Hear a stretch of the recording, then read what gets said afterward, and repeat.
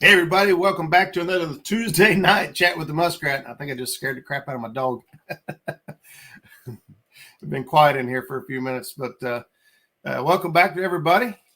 We've got a good show lined up for you tonight. This is your quiet in here for a few minutes, but I thought I already welcome back to everybody. We've got I can't mute myself yet. Got a good show lined up for you tonight. It is muted. This is your quiet in here for a few minutes, but I thought I already welcome back to everybody. I can't mute myself yet. Got a good show lined up for you tonight. I muted it and paused it and everything, and it won't stop. Let's shut that down. Oh, I see what happened. I had two other windows open. Daggone it. I was trying to keep up with everybody else. There's Has is live and No Real Loss is live right now too. But thank you guys for stopping in. If your first time here, thanks for checking out Muskrat Adventures. And if you're a return guest, thanks for taking the time to come back in and hang out with me here on Tuesday night.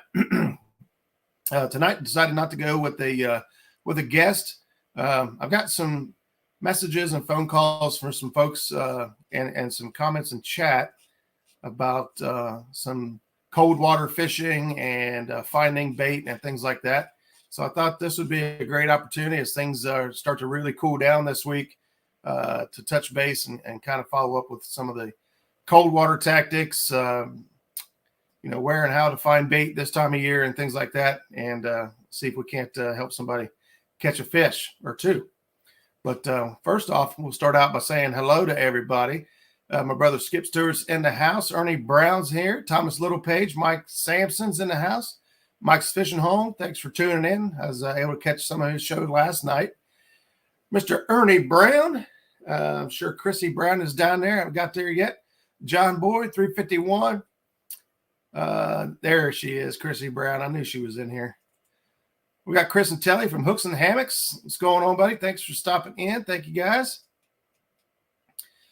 John Patrick Jr. We got my brother Bill Hopper, Mr. War Pig himself. He's been out trying to catch some fish as well.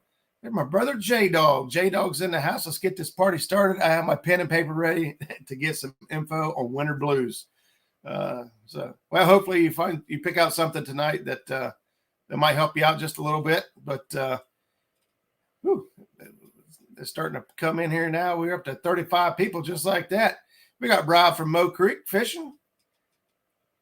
Try not to miss anybody. We got Jim with Buckeye Catfishing. What's going on, buddy? My Cajun brother Creole, Mr. Jeremy Dufour, hanging out with us as well. Thank you guys for tuning in and stopping by. Lots of hellos going out there. Mr. Dale Hayslip's in the house. Dan over at Green Machines. What's up, buddy? Thanks for stopping in. Mr. Chad. I think it's already been mentioned every time this week, but why stop there? Looks like Mr. Chad's birthday is tomorrow. Elizabeth Kirkpatrick's birthday was yesterday. So everybody is getting, what happened 9 months ago? Everybody's birthdays are now. Mr. Sean Abney's in the house. Thanks for stopping in. Big John's in the house, Facebook user. Hey, buddy, if you're tuning in from Facebook and if you can, just allow permission for me to see your name. If not, you can always just type your name at the end there. And that way I know who you are. But thanks for tuning in from the land of Facebook. We got Pat here with Real Beasts, guest on the show last week. We're going to get him he's got one of the best looking decals I've received so far. We're going to get his decal up on the board here in just a little bit. Uncle Jeep's in the house. Holy cow, I don't even think I'm getting close to the bottom.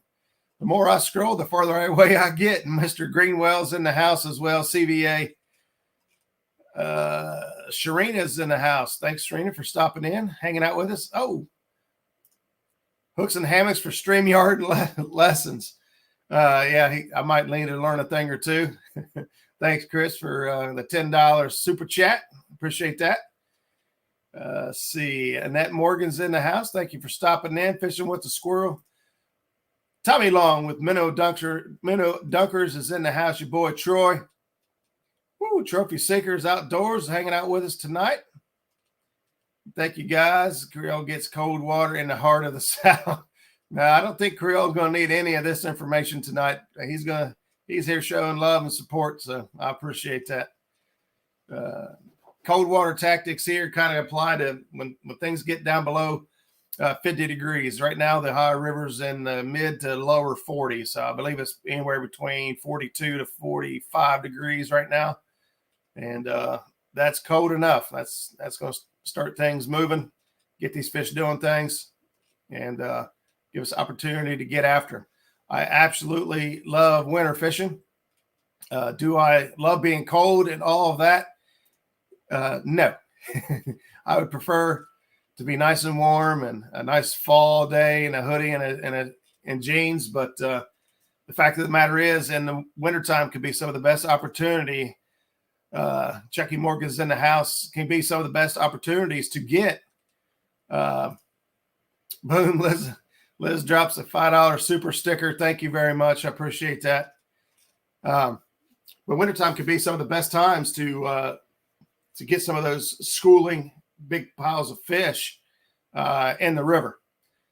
So a couple more here real quick. Catfishing with Koss is in here. Paul Frick is in the house. Your boy Troy, Jerry Parker. And we're gonna kick things off here. I seen somebody say Papo Ed in here. There he is, Papo Ed. Papo Ed, catfishing with Pappy there. I like them all. I'm interested in seeing my water temperature tomorrow was 49 Saturday. This cold front should have dropped it. Yeah, Mike, I believe that down your way, I'm not sure what the difference is in temperature. Saturday for us was around 45 or 46, I believe. So you got a couple of degrees on us, it looks like. So what's up in here, Facebook user? We are going to talk about winter tactics, bait, some rigs, different things like that tonight. Had conversations going on during the week with, there we go. Martin Evans says, I'm struggling to find shad right now for some reason. They can be tough this time of year. Some of them will go deep and make it very difficult to get them. When they move into, schools down in 30-foot water, they can be tough. Now, this week, we've had some rain, which will get the creeks moving, which should be, which will push bait out of the mouths of the creek and actually downward on the river. So if I was fishing today, I would have targeted creek mouths and below creek mouths for at least 100 yards. They've targeted, looking for bait in that area, but that's also been where I would have been targeting my catfish. This time of year, fish moving up into your the very backs of creeks where things get shallow, when they could find just a 1 degree or 2 degree temperature change, will often be where you'll find these shad right now. They want, Creole says, our temperature gets down in the low 40s. Thank you very much with the 499. Okay, noted. We will know that his temps get down in the low 40s. So that's where we're at right now. So I guess this information will apply. But I typically like to stick with, my marinas. If you're in a boat and you're fishing from a river, pulling into the backs of creeks, marinas are really good. I love to target boat docks that have the docks are floating with the black plastic floats underneath. And what happens is on a decent day or sunny day, that black will get warm, will heat up faster than anything else, faster than rock, sand, any of the other elements, mud. And that will attract your fish, not only your shad and other bait fish, but it also will attract your crappie and larger fish as well. Obviously, predator fish always know where the food is. If we're having a hard time finding it, I guarantee you the catfish are not having a hard time finding it. You will still find the fish, or the fish will find the bait. But around those docks is also really good. So marinas is one of the things that I try to target the most. and, throwing a cast net. And this time of year, throwing a cast net can be difficult with the freezing temperatures or if the fish are deep. So different ways we go about finding the fish and find out if they're deep or if they are shallow is with our electronics. And this is where, learning your graphs and learning your electronics will make you or break you when it comes to finding your bait. Your boy Troy, can't beat a power plant with warm water discharge. There are certain times that is correct. We actually fished last Thursday below the warm water discharge here on the Ohio above Point Pleasant and had zero luck. None. We actually moved up in the Canal River and ran up the river a ways there and picked up some flatheads in 46-degree water, and not a bluecat was caught all day. 2 days later, we move up to the dam, and some of you guys have seen we had a really good day on Saturday this week with Zach Murray and myself. Caught some nice fish and ended up with one pushing 49 pounds, and just had a good day. But it wasn't easy. I'll be honest with you. The bite was really good until the sun came up. Once the sun, we probably caught 10 fish in the first hour we were fishing, and we caught 21 for the day, but the other 11 fish took all day to 11 fish took all day and a lot of moving. Flatheads in 46 degrees. I'll be honest with you, the Canal River is like a strange river in comparison to any other river that I know of. You could catch flatheads in there almost year round. Obviously, they do slow down and things do change, but they can still be caught in the Canal River. We was tickled to death. I don't care what time of year you're fishing. You catch a flathead, it's a treat. The ones we caught weren't great big. We had a 14-pounder and a 10 and like a 4 or something like that. We didn't end up with a whole lot of weight, but we got to get a shovel and dig them out of the mud right now. Depends on it. All depends on what they're doing, to be completely honest with you. Once you catch a fish or two and you see that they're covered up in mud, then you could change your tactics a little bit. Myself, one of the things I'll do immediately will try to get away from the Santee rigs. You can see my dog back here; she's just being nosy. I'll get away from the Santee rigs. I'll try to keep from lifting my bait up off the bottom. If I know that the fish are hugging the bottom real hard, I'll get rid of my floats and go with try to keep my bait down low. One of the easiest ways to do that is with the Kentucky rig. You get your bait down there, it lays down on the bottom, and you can put 2 different baits on or 2 different cuts of bait, which we'll get to in just a minute. I should have went to the dam here. We caught fish Saturday, but some locals fished the dam and caught bigger fish. The dams could be really good. I mean, honestly, a dam kind of has its own. It kind of has its own. I won't want to say atmosphere, but it seems like at dams, a barometer, water rising or falling doesn't seem to affect fish as much at a dam as it does throughout the rest of the river. Now, the bigger fish that we caught that day did come from some slower, deeper water. This pool of water really doesn't get much deeper than 35 feet, and I think we caught that one there right around 30 foot of water, 28 to 30 foot of water. And in this stretch of the river, that's about as deep as it gets until you get farther down. Should I fish my dam if it's flooded?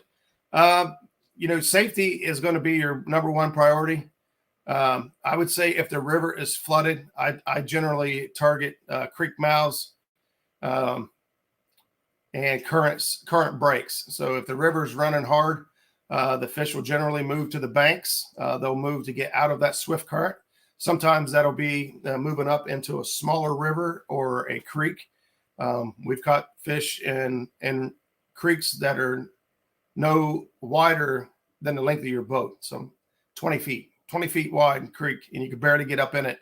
And we've caught fish. I know big fish that's been caught in crazy little creeks in small rivers. So, Chucky, I did not make it up to the Winfield locks. I've never made it up there. We've come in off of the Ohio. We actually put in a canal there at Crooked Creek. It went out to the Ohio and fished a warm water discharge for a few hours with no luck. And then I think we only made it about 4 or 5 miles up the canal. And ended up fishing there and caught some fish and got late and we ended up heading back in. The river rose 10 feet in 2 days. I bet that the damn current is rolling. Yeah, I haven't looked at the river conditions in the last couple of days. I don't think we've had that type of significant change, although I know you're much farther down. But yeah, that's not ideal. In my opinion, all of this is my opinion, guys. I pass along things that I regurgitate and I pick up from lots of other sources, and things that I've experienced on my own. I put a lot of time in on the water, and so we've been able to try and test a lot of different theories and a lot of different things. So, minus the fact that if the water's high right now, the go-to places for me are creek mouths, scour holes, and deep holes of any kind. With a scour hole meaning it could be something man-made. So for instance, your pylon tie-offs, behind each one of those, there's going to be a hole. And a lot of times there'll be debris in the hole. If you set up above those or with bridges, the concrete pillars on the rivers, often there's going to be a scour hole behind it and some structure in it as well.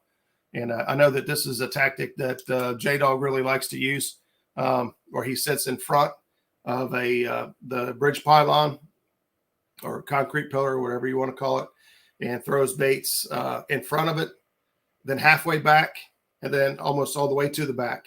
And his idea is like mine as well. Is you want to get your bait close to those scour holes in the structure, but you don't really want to throw it in there and lose your gear or lose a fish. If you can't hook into a big fish and you can't get him out of there, it's no fun at all. So an active fish will move up. Now the distance they're willing to move to get bait really depends on their attitude, their want versus need.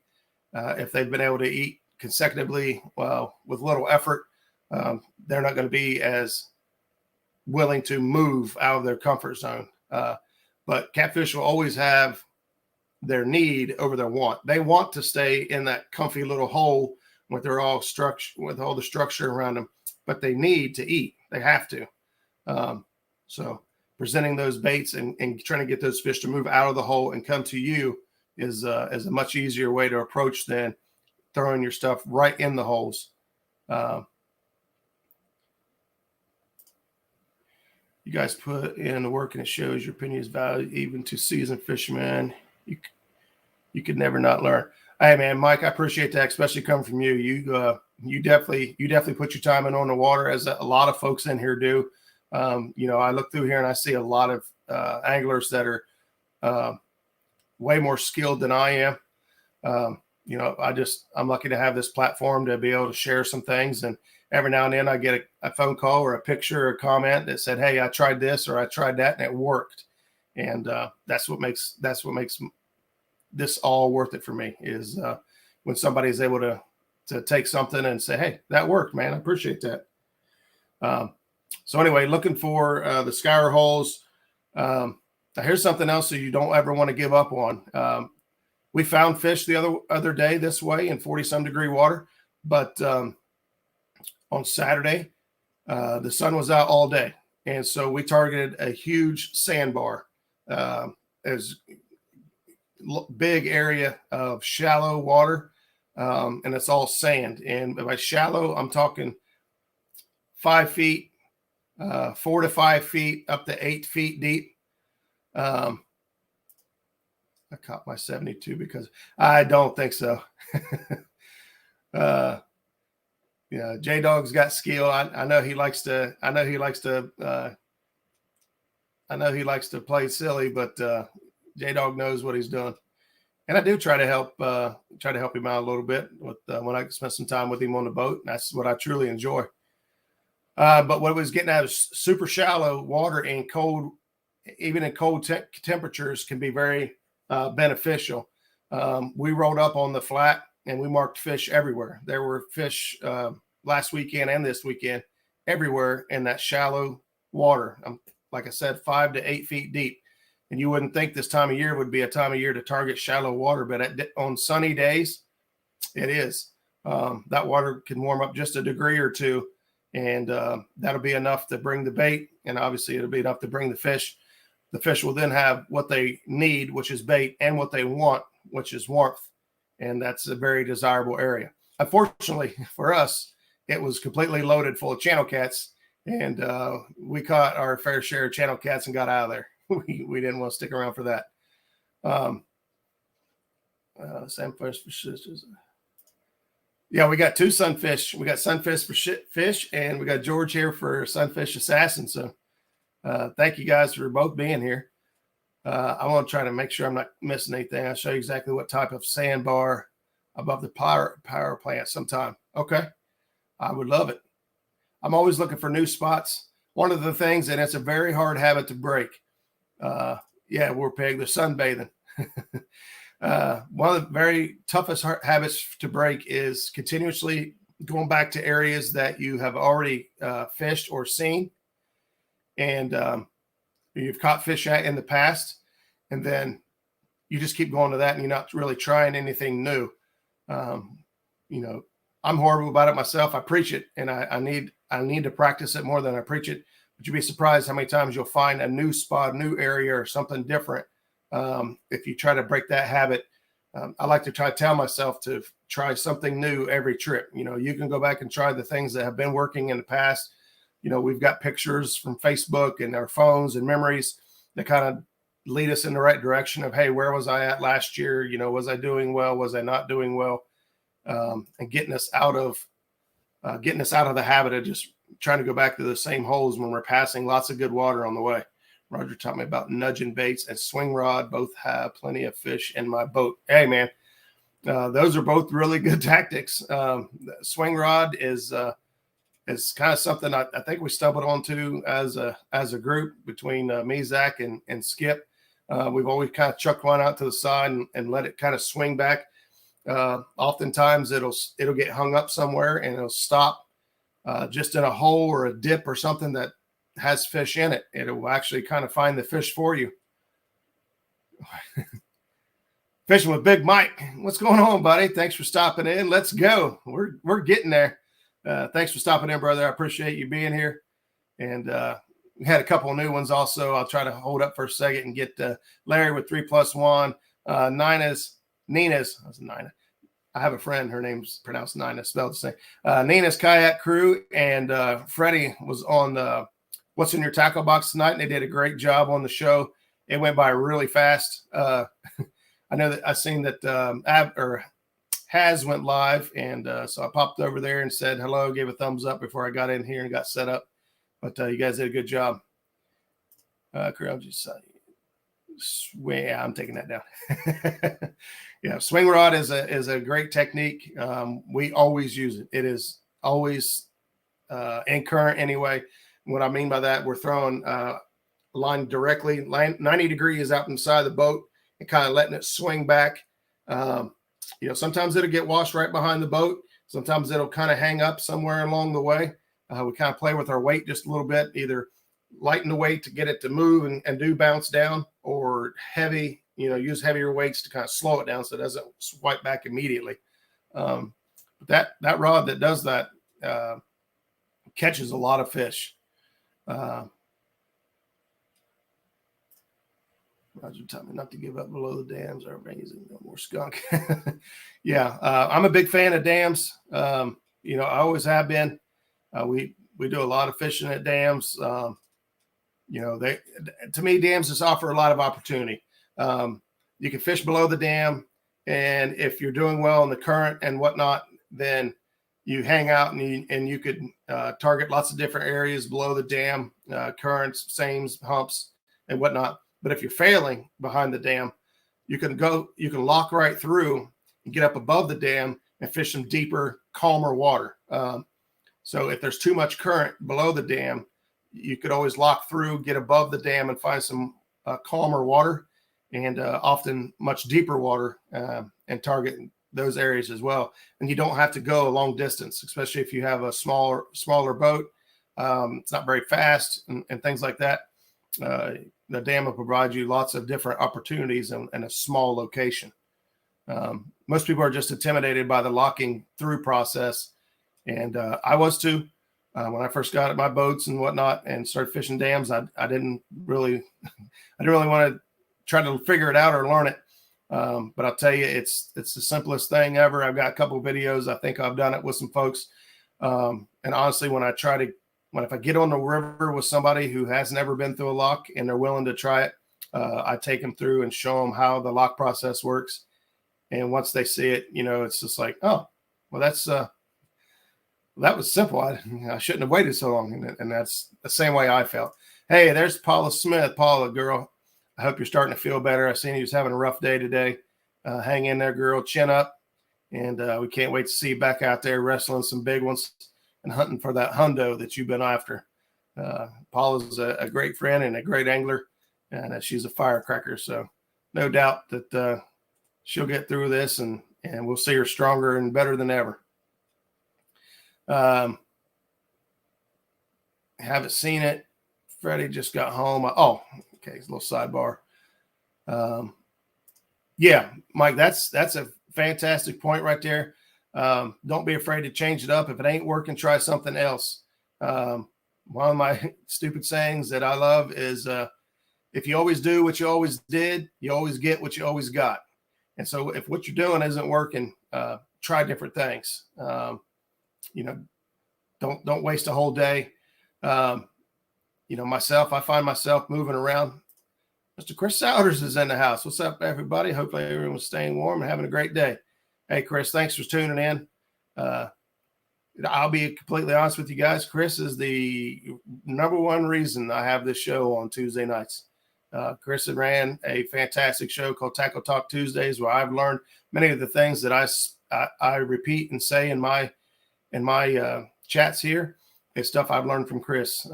Chris, I feel, is one of the best teachers there is out there. His ability to speak in a way that you can understand and sink in is phenomenal.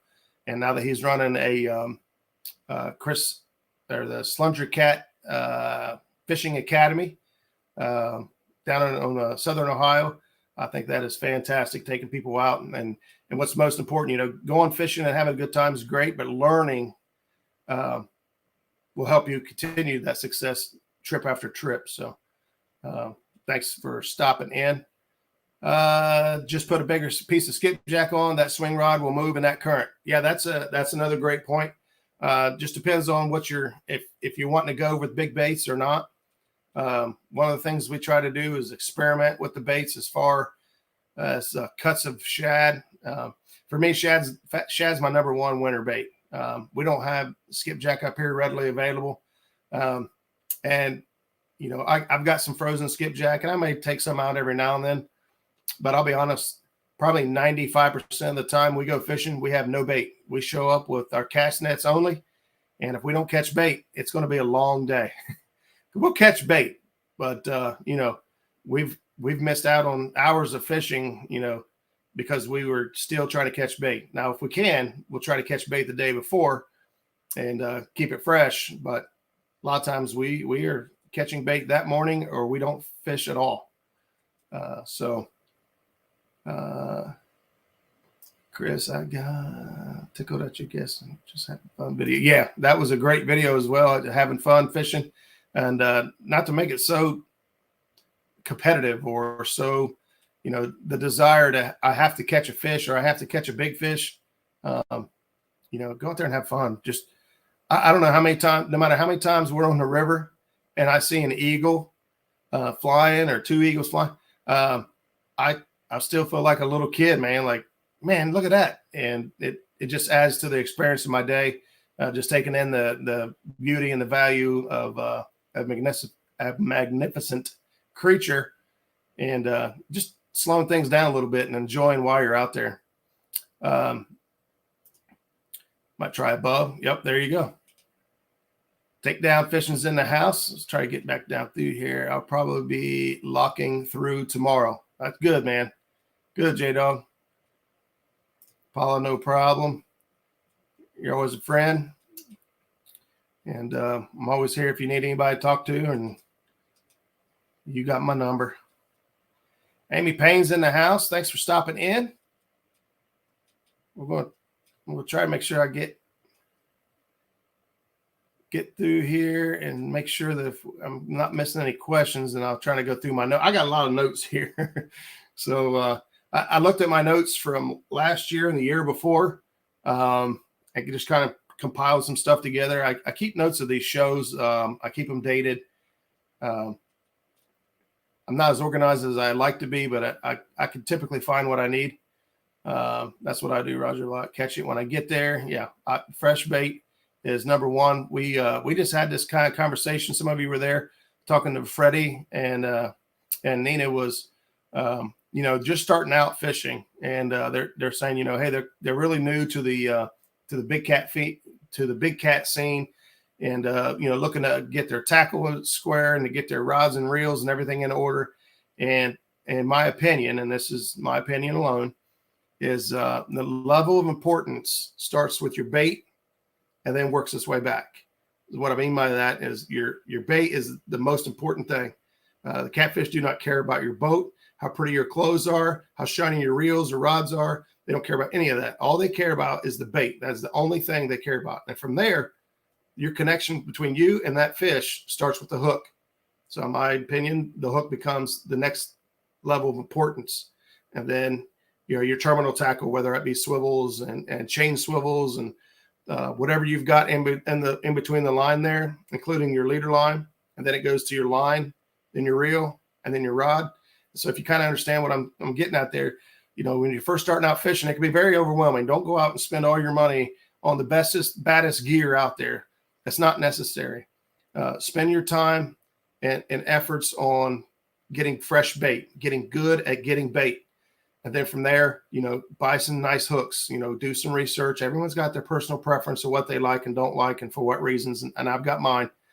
But go with what you can afford and kind of work your way back. The rods and reels, you'd be surprised, rod and reel, we've been catching giant fish on ugly sticks for years. And Walmart tackle will work. Will it hold up over time? Maybe, maybe not. But in my opinion, that's the level of importance. And I'm not sure if Freddie saw it. I believe that Nina saw it. But Catfish Assassin, $5 super chat. I really enjoy your content, even though I don't catfish a lot. I appreciate that, buddy. Especially coming from somebody, like you said, who doesn't catfish a lot. That is typically what all my my content is around. I do, however, like crappie fishing, and that's really catfish and crappie. Too bad Mark's got the name, because that's pretty much all I do. Catfish and crappie fish. Spent my birthday Friday. That's right. Tommy had a birthday Friday. I talked to him for a little bit there. Deer Creek Spillway, but it was perfect. Even saw a guy snag 7-pound flathead on the ultralight. The fight is on. Yeah, that's a heck of a fight right there. Thanks, Avid, for being here, and congratulations to Avid Fisherman for hitting that 1,000 subscriber mark, and more to come from Avid. I'm sure Avid is, in my opinion, one of the most consistent weekly shows. He's got a show every week. He's got guests, and probably the thing I like most is that Avid has always targeted smaller channels to help get them recognized and get them out. My first live stream for me was with Avid, and I really enjoy the fact that he targets the smaller channels and helps get them recognized and get them moving in the right direction. So congratulations, Avid, well deserved. By the time the catfish see my junk boat and equipment, it's too late. That's exactly right. They do not care. They do not care about your boat. They don't care about any of that stuff. It's all about that bait, Yep. Sharp hooks. Anyone have, I think I just missed that. Oh, here we go. Anyone have a lead on Castnet sponsorship? I keep busting mine. Depends on what you're busting it on, Mike Greenwell. There we go. Keep it simple. Mike Greenwell, probably my favorite cast net right now is the Betts Super Pro. It is a little bit stiffer nylon than what the Phytech nets are. Thanks, man. Boom. Want to be outdoors. Matt says, one of my favorite shows. Keep it real and down to earth. Keep it up, brother. Hey, man, I appreciate that. I really do. Thank you very much. As I was saying, the cast nets, I like the Betts Super Pro nets. They're very heavy duty. I have snagged some things that I would have lost all other nets on, and amazingly pull these things out of there with very little to no damage. I finally just lost my first one this year, and I have no idea what I snagged on. It was not moving, and it took two of us to rip it, but two grown men, and I'm not a small guy, yanking on the lead rope on that thing to pull it out. We actually never did get it pulled out. I was throwing from the bank. We had to go get a boat and come back and pull it out the other way to get it out. But in my opinion, the Betts Super Pro nets are really, really good. Phytech also, they have really good nets as well. Just in my experience, they tear just a little bit easier. And I'm not very smart when it comes to throwing the net. I throw it in where I think the bait is regardless. And I've got to get that under control, because those Betts nets are $140, and I can't afford that. But even at $140, like right here, I just seen J-Dog. I lost 6 this year. And if you're throwing, I don't know what net that is, but for most people, it's going to be a Walmart Phytech super spreader, which is like $40. So you take 6 times $40 and you're at $240 as opposed to $140 for, now that's an 8-foot 5/8 mesh, 1.4 pounds per foot net, which is way more than I probably should use, but I like it being heavy. I can't throw enough to lose one. My shoulder and neck won't last. Yeah, I'm sorry to hear that, Matt. That's if you not be able to throw a cast net will definitely limit your fishing abilities and ability to get bait. Hopefully you've got other ways to get it, or somebody that can help you. We kind of tag team stuff and help each other out. So, all right. So speaking of bait, that's what a lot of people are talking about right now is where to find the fish, which we talked just a little bit about, warmer water, backs of creeks, marinas, in the marinas, like I said, around the boat slips and whatnot, that black plastic that gets warm with a sunny day. But you also have concrete that will form algae. You've got riprap around the banks, typically that will hold fish.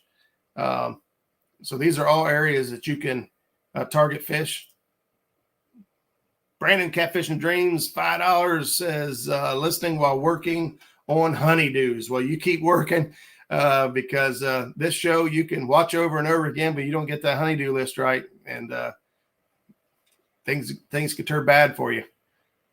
You got to keep her happy so you can get that Garmin completely under control and learned to get back out on the water and get these things caught. I'm 120 into 3 nets in 2 months. Woo. Yeah, Mike, I don't know where you're throwing.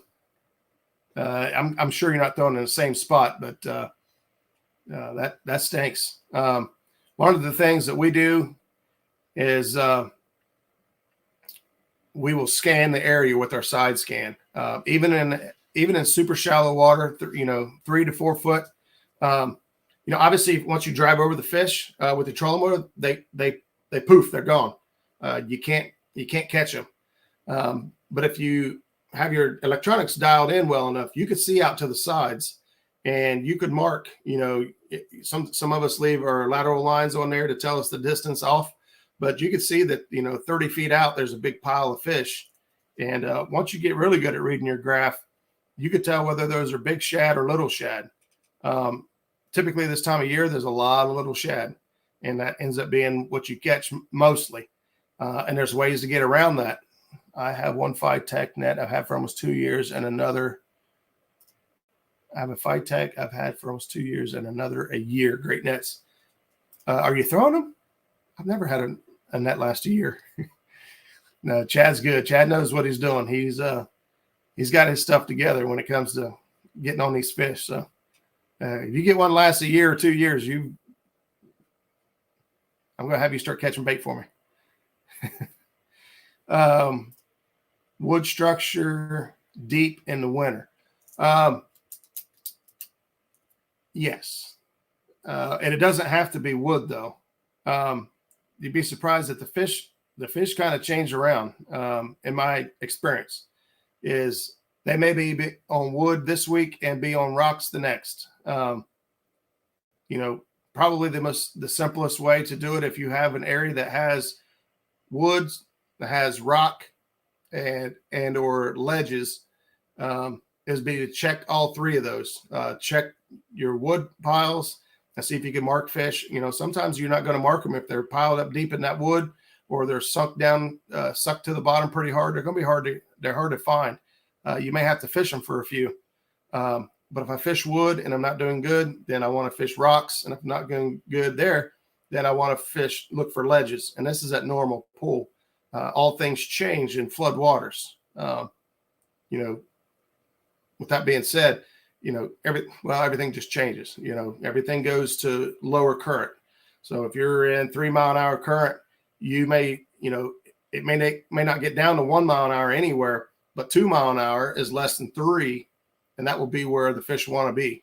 That's also going to be where the bait's going to be. So now the catfish have what they need, which is bait, and what they want is slower current. But yes, I recommend wood structure, deep wintering holes through the winter. Whether, most of the time it's wood in our area. We have areas of rock as well. But that's a good question, though. I get it, Chad. Did you know that a Bluecat can only live for about 10 years? I don't think that's true. I don't have the facts to back it up, but I'm pretty sure that Bluecats live much longer than that, based on their size. I don't know where the numbers are in the rest of the country. I know around here, the average growth of a Bluecat is 2 to 2.5 pounds per year in the rivers. That's what makes Hoover Reservoir one of the really sought after areas to fish in our area, is because the average growth rate up on Hoover that has been 4 to 4.5 pounds, double the growth rate in the river. Knowing that they grow 2.5 pounds a year and get up to 90 pounds, I'm going to assume they're much older than 10 years old.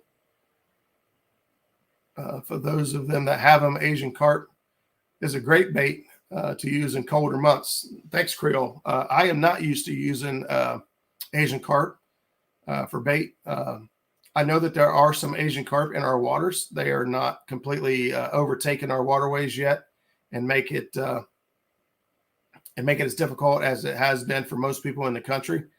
But I do know that Asian carp is a good bait in most areas. So if you're farther south, especially on the higher river or where you're at, Asian carp is a great bait to use. Actually, all year long, I hear Asian carp is a great bait. So we was talking about the shad and catching little tiny shad this time of year. And there's two ways to look at it. Sometimes those small shad, those 3-inch shad, could be okay, could be great bait.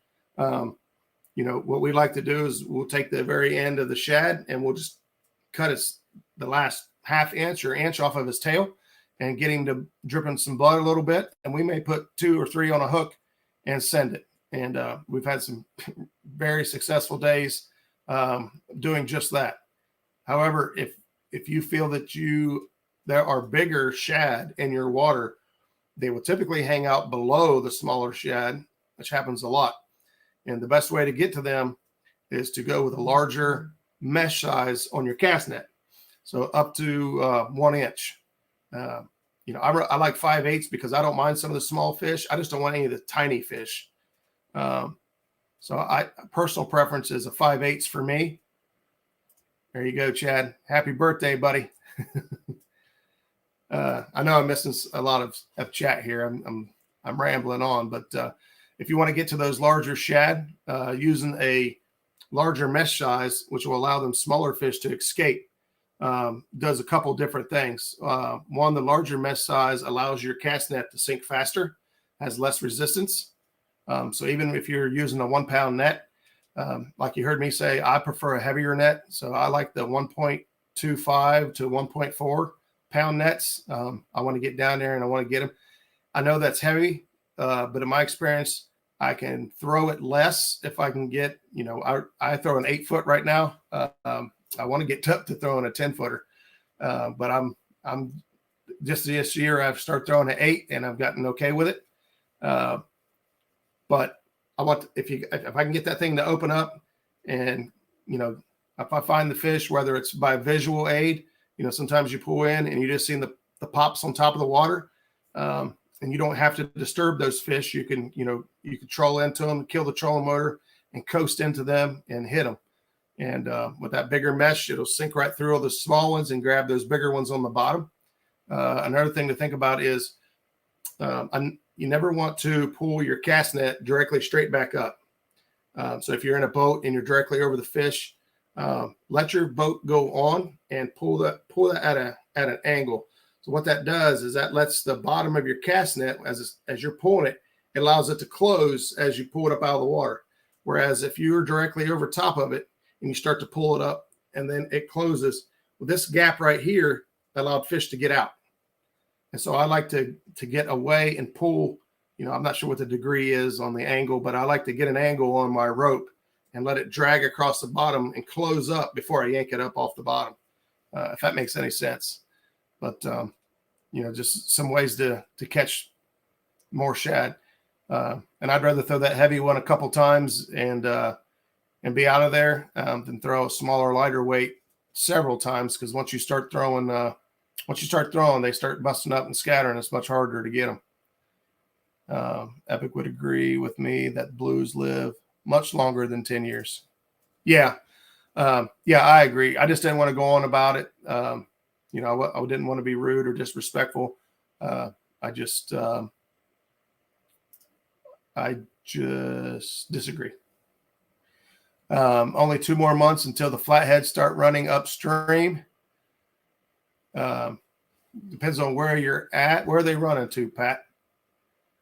Average lifespan is 10 years, but can get up to around 25 years. I believe that, but I think it goes even longer. Asian carp are seen 6 per hook. Asian carp. We got a lot of different sidebar conversations. This is what I love, honestly.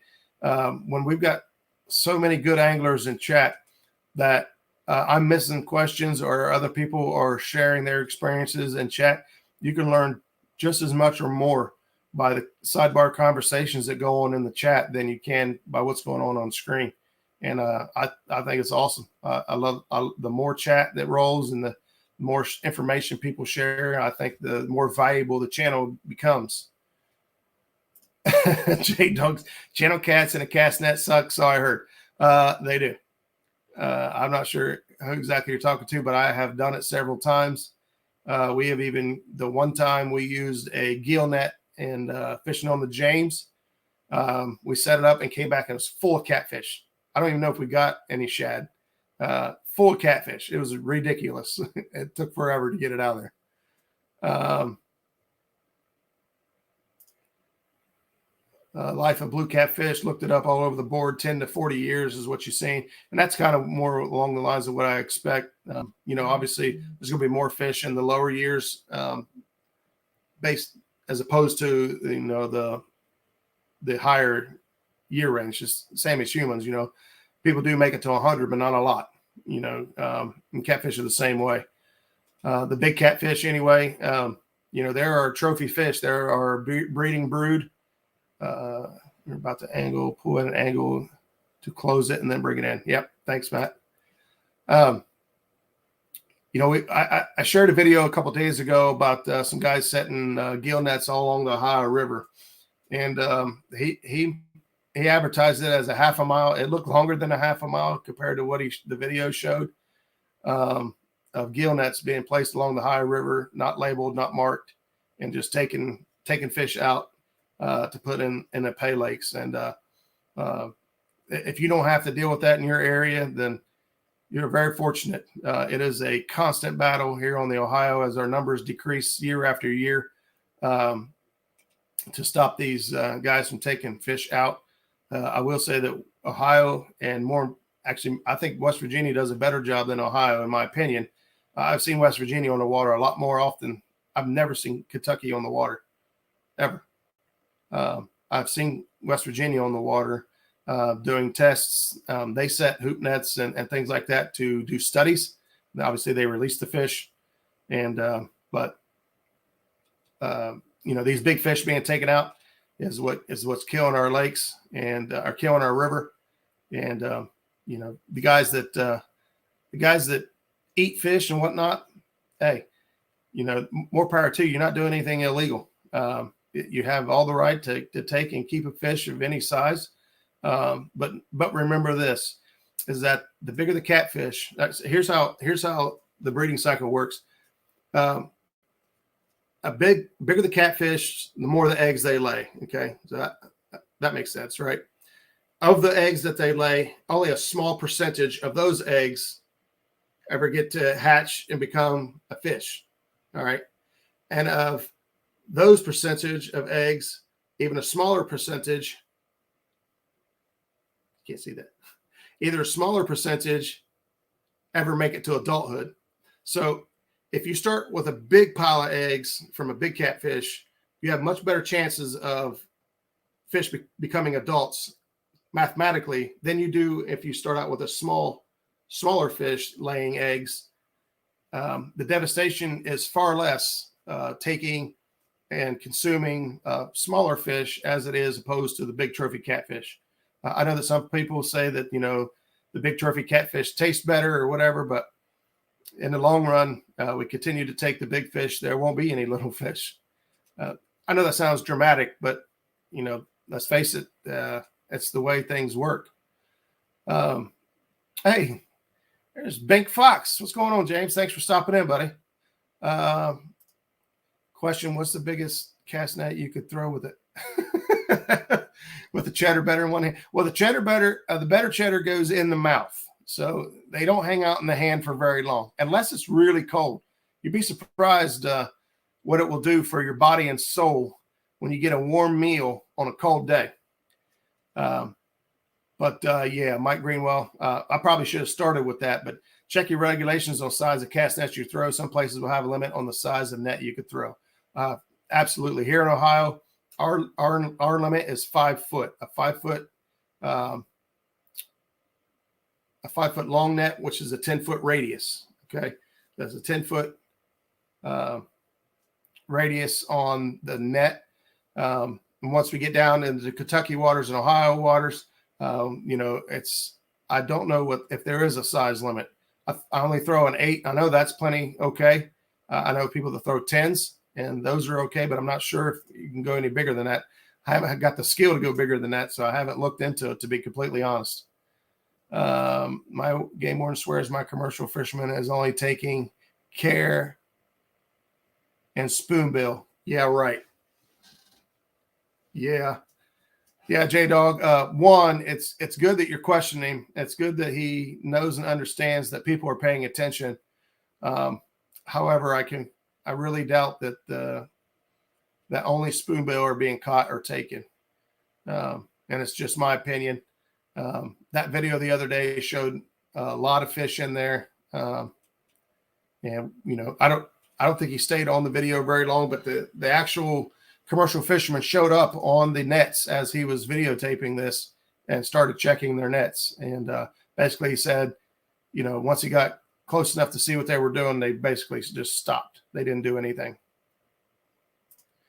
West Virginia works out of Gallipolis City Park a lot. They set a lot of trout lines also. Yeah. Yep. Yeah. Agreed. West Virginia, I think, does a fantastic job. I know I've heard Chris, if he's still in here, he's said it himself as well. He knows those waters and that area of the river much better than I do. And, you know, I've seen for myself, West Virginia do a lot as far as conservation and just presence. I mean, just knowing that they're there. It's the same as a police presence being in certain areas. Just know there's a statey sitting in the middle of the highway is just enough to slow people down for the fear of doing something. Yeah, did I say that wrong? 5 foot. Yeah, there we go. Thanks for correcting me. 5 foot radius equals 10 foot diameter. I appreciate that. I can barely throw a 6. You know, it takes time. You know, over time, you work yourself up to larger nets. I'll be completely honest. I feel like the smaller nets, like the 3.5 and 4s, are harder to throw than the, you know, 5, 6, and 8. Hey, Facebook user, thanks for stopping in. Whoever you may be, mysterious one. A spoonbill and carp. Okay, I don't know what they're taking carp for, but I won't buy it. There we go. Helping me keep it straight right here. For those who don't know, nets are sold by radius size. So a 10-foot net will spread to 20 foot when you do it right. Yeah, if I do it right. But yeah, thanks for straightening me out there. And that's the thing. Make sure that you guys are checking your regulations where you're at. Rustic Outdoors, thanks for stopping in. Appreciate you being here. Thanks, Chris. Takes forever on a phone. I hate commercial fishing, the rivers. The problem is we have too many pay lakes here. Troy, you're 100% right, man. I wish I had the answer for you. The fastest way to get our fish taken care of is turn them into game fish. Catfish are still not recognized as a game fish. I don't know what that means as far as what they are categorized as, but they are not categorized as a game fish. If you really want things to change, that's where we have to start, is getting them identified as a game fish. So getting the sorry, I lost my track. I was reading as I was talking. You know, doing what it takes to get the catfish. Now, I think that all the tournaments and all the popularity that has grown over the last several years through catfish definitely is a step in the right direction. But what does it take to get a fish categorized as a game fish? I don't know. Are there states such as West Virginia, Tennessee, Alabama, where their fish are protected? Are they considered game fish, or do they have other laws and regulations in place that protect them? If so, what can we implement? What can we suggest to Kentucky wildlife to allow them to do the same thing? Winter Bluecat meet and greet somewhere, Raj. I mean, I love meet and greets. I don't care when they are or where they are. But yeah, we could talk about it. Anybody in chat here? We got a lot of local guys that are, if they're interested, you know, leave a comment or send me a message, and we can try to put something together. Yep, I throw 10 foot much better than a 4 foot. Yep, I hear a lot from a lot of people, including myself. That's my opinion. That's the way things work for me. The only reason I like smaller net is because I can throw it more. Those big ones are tough to keep throwing time and time again. Yeah, you're 100% right, Mike. Especially from a bank. And, you know, throwing from the bank, you don't have the advantage of the sonar to help you kind of locate the fish and find the fish first. You're just throwing blind. And sadly, as a result, that results in a lot of throws. So, yeah, the 5 and 6 footers, I could throw them all day. I get up to that 1.4 pound per foot, and it's an 8-foot net. It gets heavy after a while. My 10-foot looks like a 7 when I throw it. Yeah, I got the same problem sometimes, man. I try to throw pancakes, but every now and then they look like a kidney bean or a kidney. Appreciate it. Let me take a look here at my notes real quick, man. I've had a good time hanging out with everybody tonight. We still got 48 people in chat. I just enjoy this. This is hanging out with. Hey, here's my buddy Rusty Moorfield. What's going on, brother? Thanks for stopping in. Long time no see. Hope everything's going good your way, pal. Is catfish considered a rough fish? I'm not 100% sure. That would help with the definition of the fish and help a step in the right way for conservation for sure, is getting them out of that category and into a game category. We definitely need help from the Newburgh Dam to the south. The Green River, there is 6 sets of nets. That's only 10 miles. Woo! That's tough, Mike. I don't know how responsive your wardens are down that way.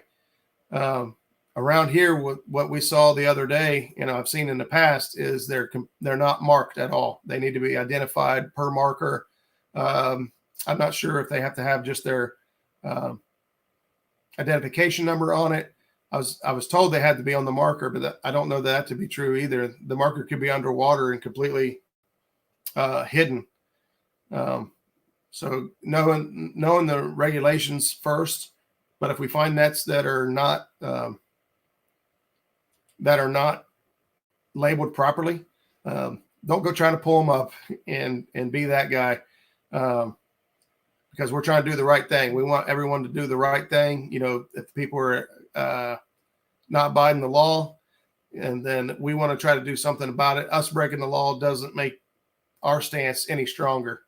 I understand the frustration. Trust me. I've been by many nets. I'd like to just get wrapped up in my prop by accident and just cut them to smithereens. And I'm sure people do that. But we're going to try to fight it the right way. And hopefully we get farther that way. Killing my damn fishing. Yeah, I get you, buddy. Trust me. You go back and look at these. You go back and look at, we'll just say, Monsters on the Ohios for one, but that's not really the same area as we got down through here. You go back and look at any of our local tournaments over the last 10 years and look at what the weigh-ins took to win, and the numbers of big fish and the numbers of fish clear down, the top 10, top 20, and look at them now. It's a huge difference. Yeah, Rusty, I could throw an 8-foot net all day and night. Yeah, Rusty is a bait catching machine. He's very good at what he does, and the guys around him call him. Even the local guides, I think, call and ask him where the bait's at, what it's doing right now, because Rusty stays in tune with what the fish are doing, and when he's ready to fish, he knows where to go get the bait. So I've been there 1 o'clock in the morning when everybody else was out partying. And the tournament was the next morning. Rusty and I was on the river catching bait, because that's what needed to be done. Real Beast says I throw bananas. Hey, Real Beast, since how I just clicked on you. Holy crap, we're over an hour already. Let's do what we like to do right here. We're going to throw Real Beasts up on the board, because that is one sharp looking decal. I should have had it peeled already, but I did not. Very good quality. Very good quality. I might be hitting you up for a second one, because I'm going to want one of these on the boat. We got Real Beast right there, man. Check that guy out. He was our guest last week on the show. Pat does a lot of great fishing. Has a lot of fun.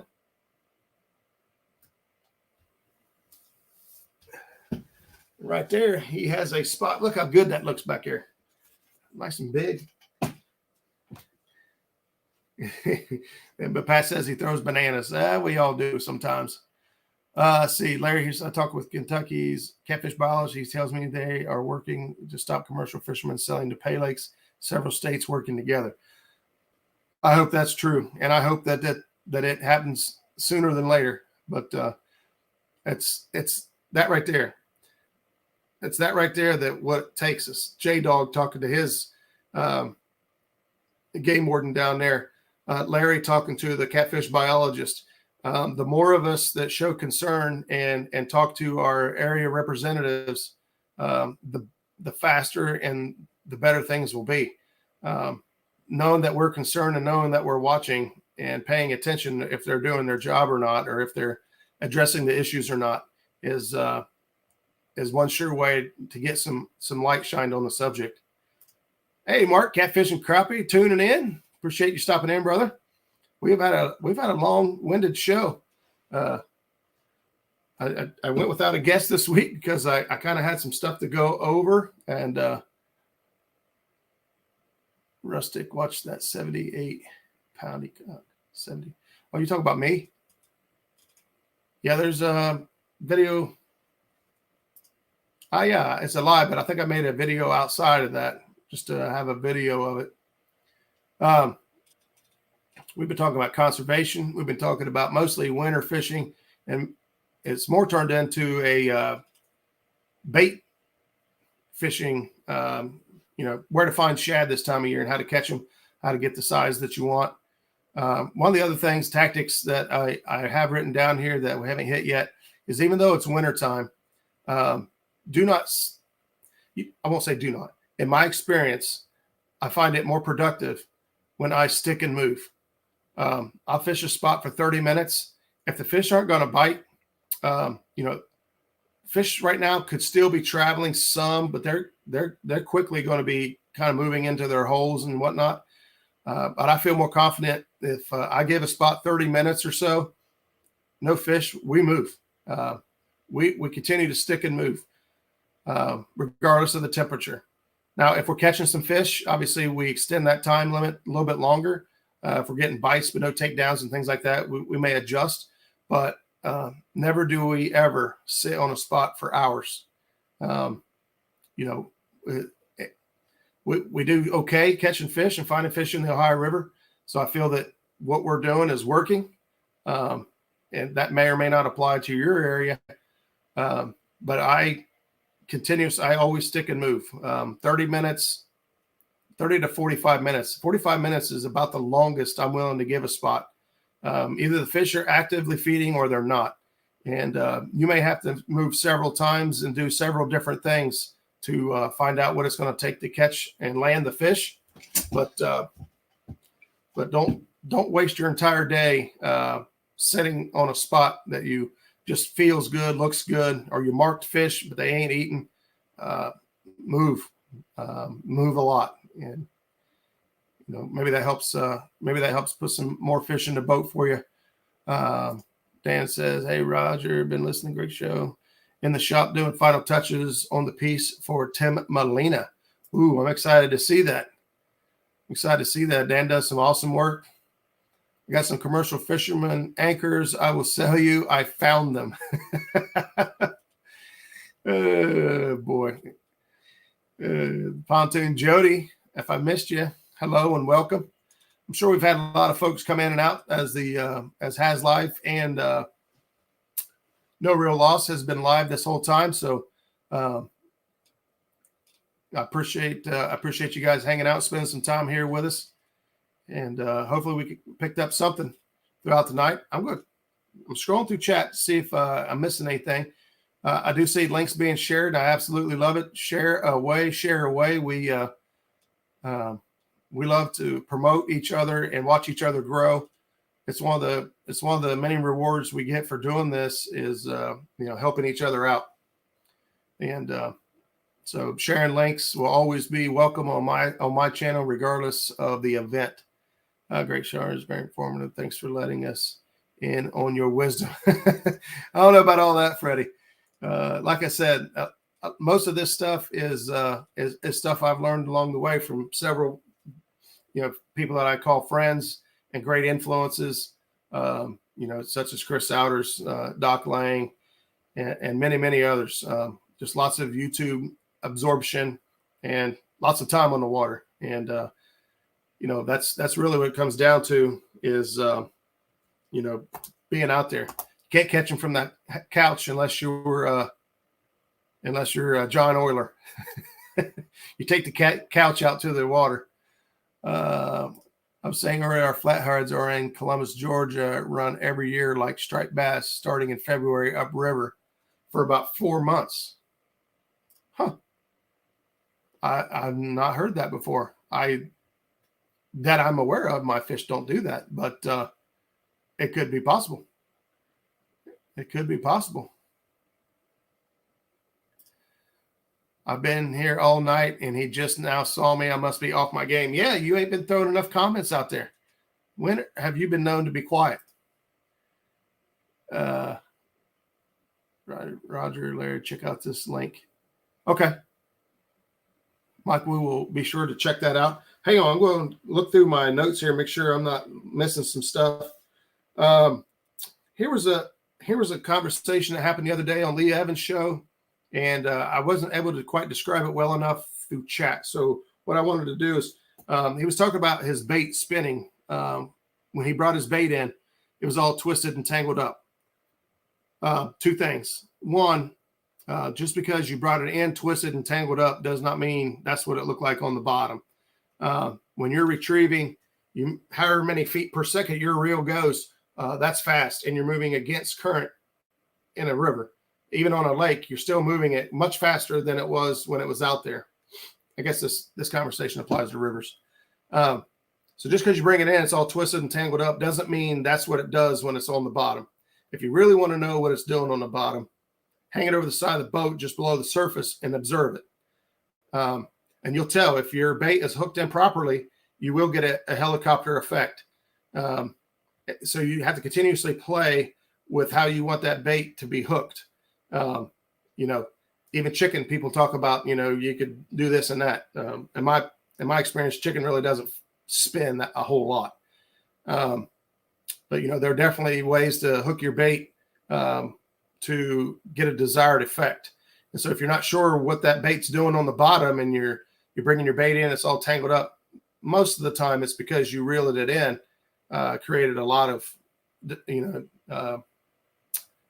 create a lot of pressure and resistance on the bait. Whereas sitting at the bottom of the river, not only is it not moving that fast, often at the bottom of the river, there could be times of very low to no current behind rocks and behind different things down there, and water will rush right over the top. So just because you bring in your bait and it's all twisted up and it looks like junk, doesn't mean that's how it spent its time on the bottom of the water. So if you ever want to know what it's going to look like when it gets down there, in a worst case scenario, hang it over the side of the boat and just kind of watch it for a second and observe. If you're dragging baits and twisting is a concern, then there's lots of different ways to get around it, to keep your line from twisting up and being crazy. And one of those is a chain swivel. I love the chain swivels. I use them always when I'm bumping, but you know, there's always other different scenarios that I use them and run them as well. But yeah, swivels of all shapes and sizes will help you with your line twisting and doing crazy things. You know, three-way rigs. If you're worried about snags, you know, run a three-way rig. And, you know, run your main line off of this loop, run your leader line off of this loop, and run your sinker line off of this loop. Now, you can make that, generally, you want to make that sinker line a much lighter line. I like to use 15-pound test, 20-pound test at most. If that sinker gets hung up in something down here and I catch a fish, it's going to break off. I'm going to keep my fish. I'm going to keep my hook, gear, you know, rattle float, whatever I've got here. I'm going to keep all that. I'm going to lose my lead. We go through a literal ton of lead in a season. So losing lead it doesn't hurt. It doesn't break my heart. Losing a fish, however, will. Danny says chicken spins when I get a hold of it and I grab him by the head and spin him like a top. Yeah, Mark says live bait stays upright. Yeah, you're right. Let's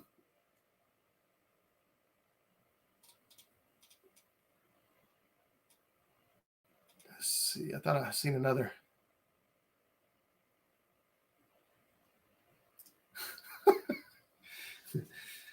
See, Jody, now that's the kind of stuff we was expecting out of you. Let's see. All right, Mike taking off. All right, brother. I appreciate you being here. And I'm just going to look through my notes real quick. Another thing to think about this time of year, things are starting to get cold. Things are starting to freeze, okay? When you pull your boat out of the water, drop your motor down and drain your lower unit completely out of water. It's happened to me, and it's happened to several other people where I've tilled the motor up and the water froze and busted my lower unit. I don't know if you've ever priced a lower unit. It's high. It's really high. Dropping that motor and giving it ample time to drain out before you take off or put the motor back up is going to save you a lot of time and trouble. And also packing a bag of salt with you to the boat ramps this time of year is highly recommended.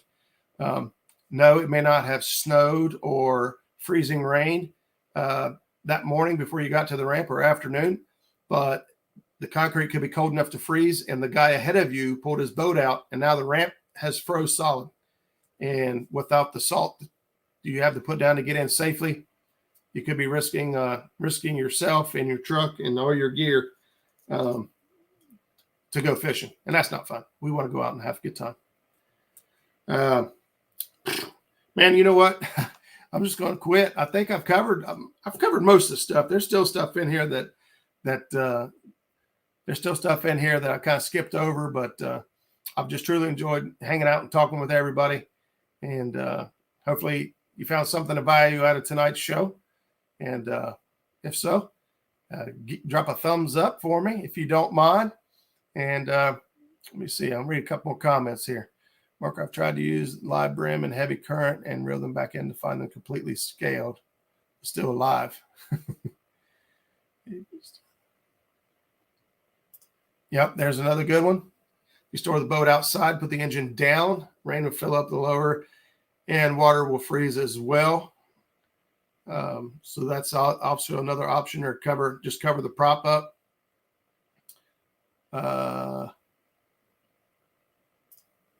Yep, kitty litter also works on ice for grip. So just things that put in the back of your mind as we are 1 week into December already. The cold is settling in as we speak, and things are going to change for all of us that continue to fish in the winter. Winter is one of my favorite times to fish, and I've caught a lot of bigger fish and caught a lot of fish through the cold. So put yourself and your safety first. I've said it many times. It's hard to do, but invest in good cold weather gear, something waterproof and warm. It's a hard investment to make up front because most of it is expensive. But at the end of the day, it'll allow you to sit longer and enjoy yourself better. And you're more likely to go fishing when you can be comfortable and maintain, your normal functions out there. So thanks, Skip. You've heard it all before. Some of it probably came from you. That's the cool thing about hanging out with so many people is we gather a lot of information and techniques from each other, and we adapt and mold them into ways that fit our personal preferences and personal needs. And I need an after-school fishing tutor. Oh yeah. I'm cheap too. Like dinner, I'm good. Dinner and I might need gas. Gas is high. But the painter's tarp keeps them freeze off and it's thicker than most tarps. Yep, there's a good tip as well. No, J-Dog got any lessons too. There's plenty of me to go around. But trust me, if I ever got that boat running right and could afford it, I'd travel and fish with every single person in chat here. I swear I would. Muskrats across America. January through April have been great for me. Yeah, Skip has caught many big fish in that time frame right there, January through April. Lots of them coming in cold water, and then coming out of the cold water into the spring. Skip seems to find the big ones.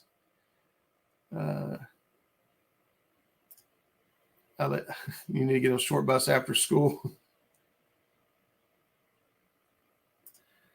Your boy Troy.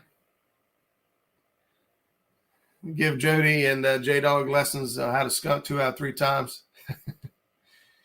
All right, I have zero gravity sometimes. I'm not sure where that came from. I need some shad. We all need shad. Hopefully, a couple of things we've talked about tonight help you guys find some shad in your area. They can be difficult at this time, but just try to outsmart them. Well, not outsmart them. They don't think really, but be willing to adapt and overcome. Try these different areas. Try these different things. One technique that we use on the boat, for instance, like Zach's boat does not have a fish finder up front. So by the time I see fish on the transducer in the back, we're already past all the fish. We'll spin around and go backwards. We'll go in reverse. And this is obviously deeper than 8-10 foot of water. Less than that, you're usually spooking the fish out. But we will back over the fish. And once I see them on the transducer on the back, given the speed, just a few seconds later, they're up front, and we could throw on the fish and catch them much quicker and much more efficiently than we do by just throwing blindly. Throwing blindly is exhausting and frustrating. I need some muskrat dragging lessons. Shoot, I'd love to come down and drag with you, buddy. I'd love to come down and drag with you. I absolutely love to drag. Well, besides bumping, it's my absolute favorite thing to do. I love to keep my bait contact with the bottom. Suspend drifting has its advantages, but if I could drag that same water, I would choose to drag every time. Mike's Fishing Home dropping the $2. Make you holla. Thanks, buddy. Appreciate that. There you go. Go to Kentucky Dam and get shad. Today, the shad was running all along the bank. Yeah, man. If you're next to a good dam system, bait, actually skipjack for you should be readily available as well most of the time. But, I'm not so lucky. By the time I get to the closest dam is an hour and 15 minutes, hour and 20 minutes for me, which is about what it takes to get to the river no matter where I go. It's over an hour and 10, 15 minutes to the closest point. I go up to almost 2 hours, depending on what pool I want to get in. If I want to fish with J-Dog, I drive 2 hours. And it's worth every second. Mike's Fishing Home, sprinkling it out. That's right, buddy. Thank you. We got to put some miles on those Uncle Lou's boards real soon. Yeah, man, the Uncle Lou's boards. I know the big crave right now is the Uncle Lou's rods, which they're every bit as good as the Uncle Lou's boards. I have been running Uncle Lou's rods exclusively for this entire year. I, besides bumping, I almost never used any other rod. I have given Lee some, straightforward, honest feedback on what I felt about the rods.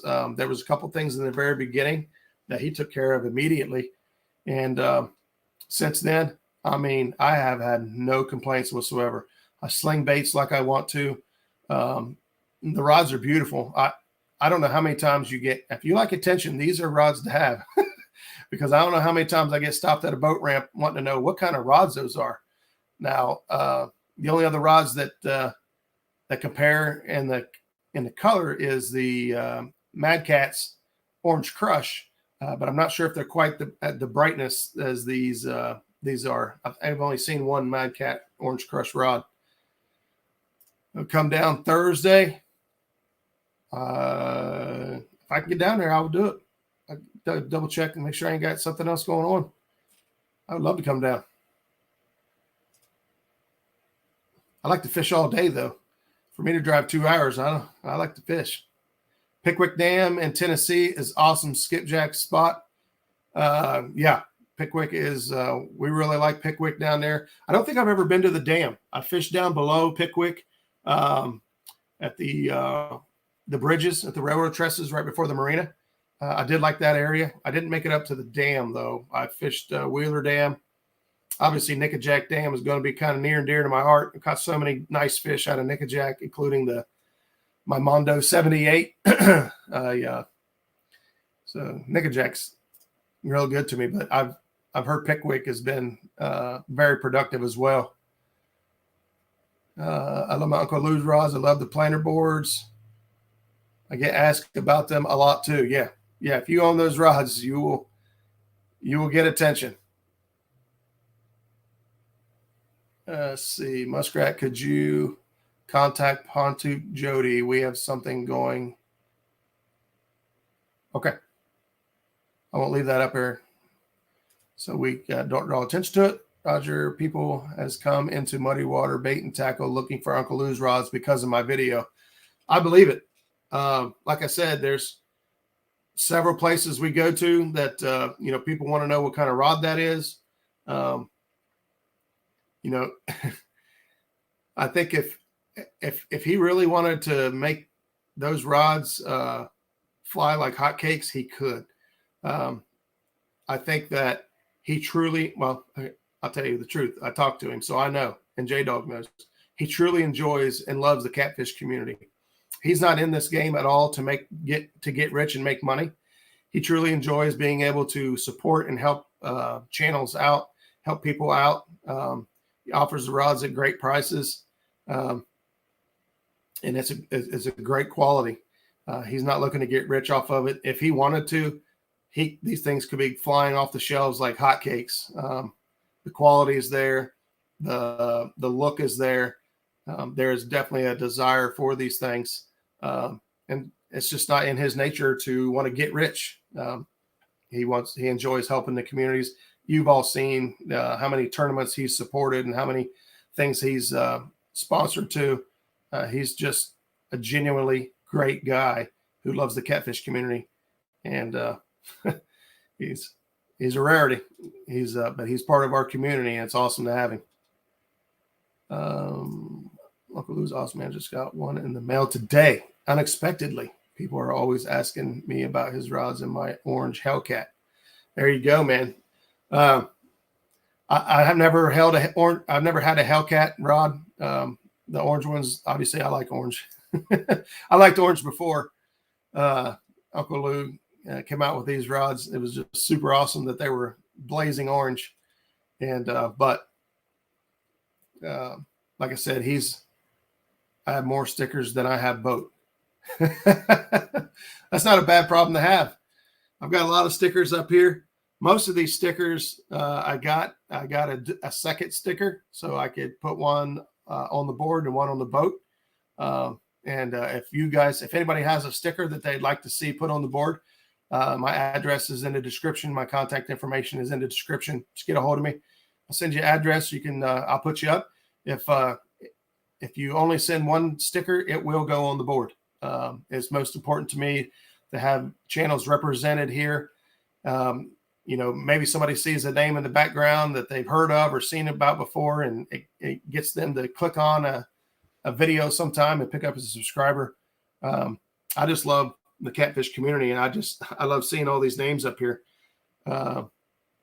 It just tickles me. I'll be honest, when I walk through this room throughout the day and I see this board hanging up back here, I feel like a little kid. I'm like, oh man, that's cool. I like that.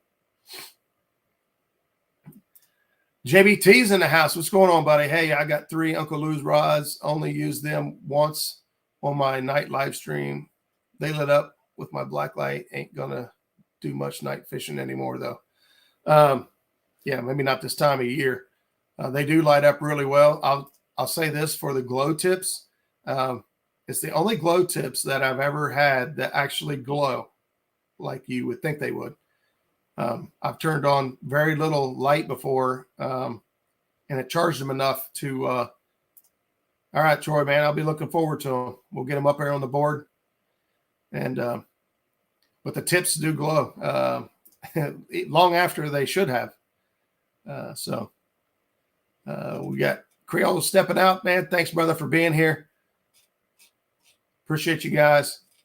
I think we're going to wrap things up, and you're going to need a bigger board or a smaller head. I'm just going to sit back. How's that? I'll just sit back here. Yeah, I've already looked at what I got to do to make the board bigger. I've got this sticker over here that is very, very hard to see. It's unfortunate because it's a very cool sticker, but it was in white, and when I put it on there, and here in the house it looks okay, but on camera I could tell that it doesn't show up very well at all. But smaller head. Yeah, if somebody could drop a link for the Uncle Lou's tackle bait shop. Now, Uncle Lou, basically, he just works off of old school metrics. You contact him. You know, he doesn't have a website set up that you just go in and order something through. You send him a message, let him know what you want, or call him. You know, he's a great dude to talk to. Call him up and let him know what you're interested in. He'll set you up with what you need. But I'll wait until somebody drops that before we head out. So moderators, you're on the gun. But anyway, I want to say thank you guys all for tuning in tonight. Next week we got J-Dog and Tara hanging out with us in chat tomorrow night. I'm already looking forward to Thursday if I can get to come. There we go. Thank you, Mark, Catfish and Crappie, for the Uncle Lou Tackle Shop through Facebook. If you don't have Facebook, Rustic, do you have Facebook where you can grab that link? I'll kind of hold on to a second. If you don't, just message me after the show, leave a message in the comments, and I will be sure to get you his contact information. I have his email and phone number, whichever one is most convenient for you. If you're interested, we'll make sure you get what you need to at least check it out. But we're going to head out next week. J-Dog and Tara, the king and queen of the Ohio River, in my opinion, 270 pounders this year. In our pools of water, that is impressive. And to catch two of them, that's not luck. These guys are good. So tune in next week. J-Dog and Tara will be in the house. We'll see you guys next Tuesday night. Same cat time, same cat channel. Peace. We'll see you guys. Have a safe week.